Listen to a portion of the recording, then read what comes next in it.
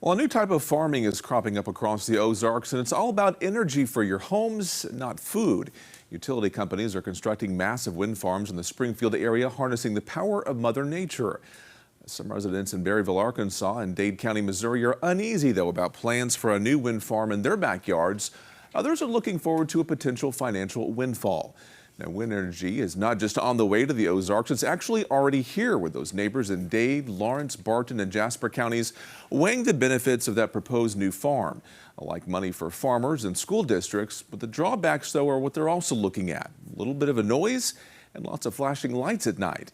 In this special investigation tonight, Winds of Change, we look at the impacts more communities could be facing heading into the future.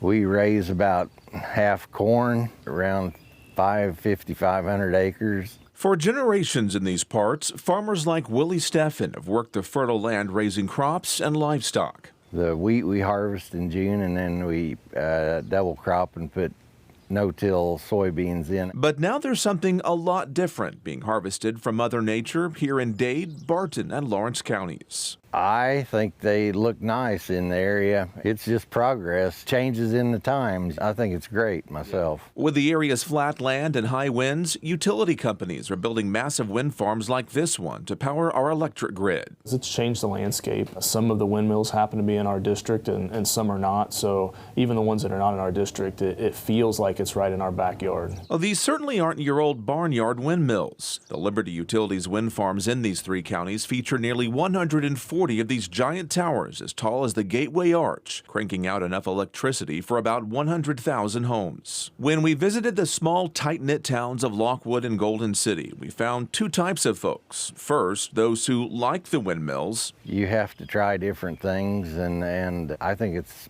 basically all good. There's pros and cons to everything. Then those who don't like them, but they don't want to stir the pot by going on camera with us because they have friends or family who are in favor of the project. But off camera, they told us the most common complaints are about the lights and noise. When you're up close, they claim, the sound is like a jet taking off over and over again.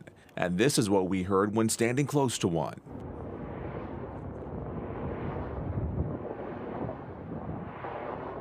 And at night, it's like an airport runway with an endless stream of bright red warning lights blinking off and on in tandem. And this is what we saw when the sun went down.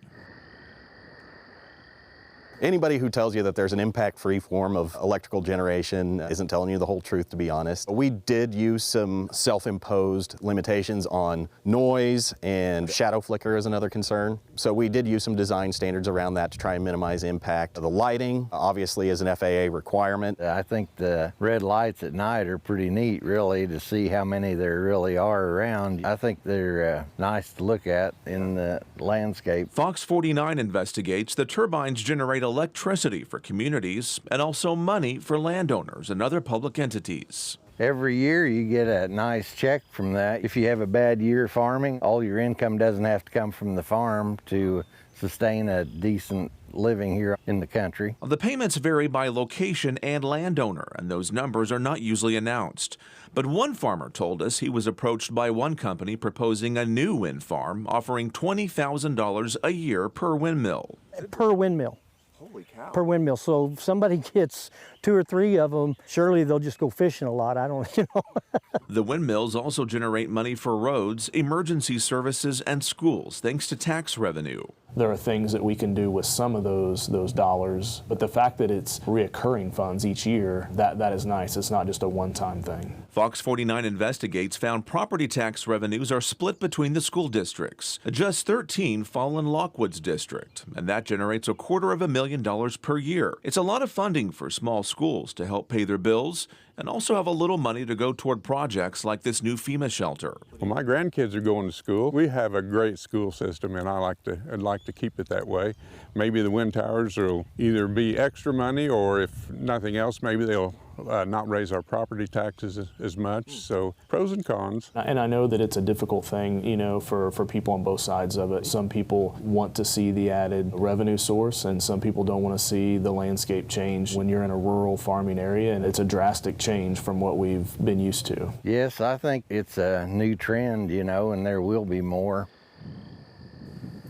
And some states are actually cracking down on those red lights you saw right there. In fact, the governor of Kansas just signed a new bill requiring utility companies to turn those lights on only when a plane is nearby and not have those running all night long. There are not any proposals like that, however, in Missouri currently. Tomorrow night, we'll look at why people are supporting yet another wind farm there in Dade County that's on the proposed books. We'll also look at the claims by utility companies when it comes to new jobs and benefits for our region.